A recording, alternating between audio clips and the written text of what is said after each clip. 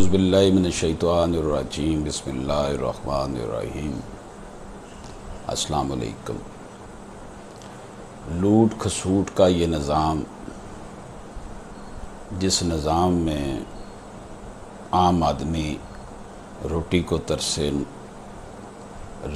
معاش کو ترسے، نوکریوں کو ترسے، اس بوسیدہ نظام میں ہمارے سیاستدان، سرمایہ دار، وڈیرے، سابق فوجی جرنیل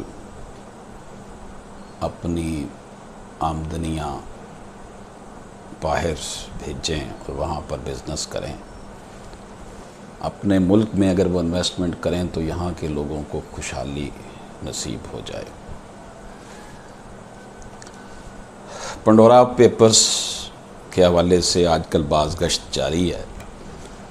اس حوالے سے پبلک آفس ہولڈرز کے غیر ظاہر شدہ آف شور اثاثوں کے مقدمات کو نیب دیکھ رہی ہے، اور منی لانڈرنگ کے حوالے سے اس کو ایف آئی اے، اور جو عام لوگوں کے ٹیکس چوری کے معاملات ہیں وہ ایف بی آر کے حوالے کیے جا رہے ہیں۔ پنڈورا پیپرز کے لیے تحقیقاتی سیل قائم کر دیا گیا ہے۔ NAB, F B R, F I A کے نمائندے شامل ہوں گے۔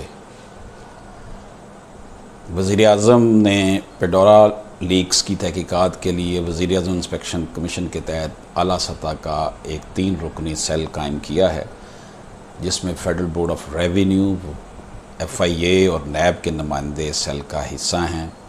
وزارت قانون اس ضمن میں ٹی او آرز طے کرے گی۔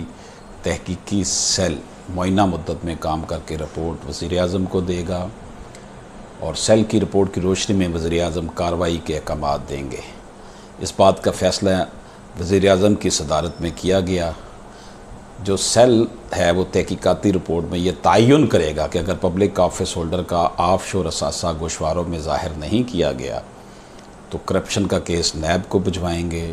منی لانڈرنگ کی صورت میں معاملہ ایف آئی اے کو بھجوایا جائے گا، اور جو پبلک آفس ہولڈر نہیں ہوگا تو اس کا ٹیکس چوری کا کیس ایف بی آر کے پاس جائے گا۔ یہ جناب صورتحال ہے۔ اللہ تعالیٰ ہمارے ملک پر رحم کرے، اللہ پاک ہمارے ملک پر رحم کرے، اور ہماری جو حکمران اشرافیہ ہے اس کو جو ہے نا وہ اللہ تعالیٰ ہدایت عطا کرے۔ اجازت دیجیے، اللہ حافظ۔